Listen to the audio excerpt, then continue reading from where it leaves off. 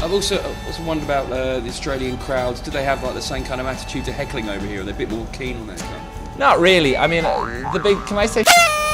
You just have? Well, the big difference would be if you do a gig in, say, London or at the Edinburgh Festival, people are sitting there beforehand going, bet this will be rubbish. Whereas here it's like, bet this will be brilliant. It's just that sort of upbeat, happy thing you get from having sunshine, unlike my country, where you have different forms of rain.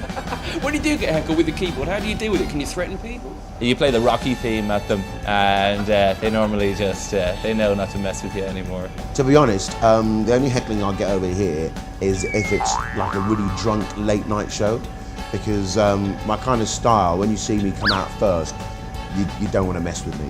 And plus also, most of the guys who are doing shows, and when you do a show, it's not really the place to heckle because it upsets the rhythm.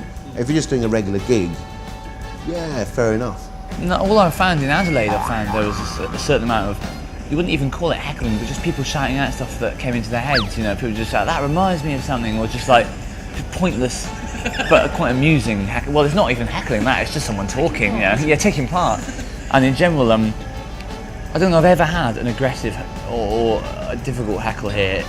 I mean, obviously that could all change, but last year that I found audiences surprisingly polite, in fact, and not keen for you to really trample on their sensibilities. It's really nice. Do you have like a cannon of like put downs ready for any potential heckling? Not really, because stand-ups who do that tend to become just hacks really quickly. You know, weary stand-ups going, you know, just all these like put downs. I think it's much better to deal with every individual situation, even if it means that you're on the spot a bit. That's what brings good comedy out of you. If you go out there thinking, if I get any trouble, I'm going to tell that guy, then it's just, you know that, you know, it'll just be, you can easily get a round of applause for doing like a stock put down, but you hate yourself, you know. Sometimes it's just an audience who wants to be involved when they shouldn't, which is normally when they're loaded. And they can't really contribute much to the situation. But I'm fine with that. I'm happy to deal with hecklers. I've only had one heckle that really hurt my feelings, and it was in Coventry.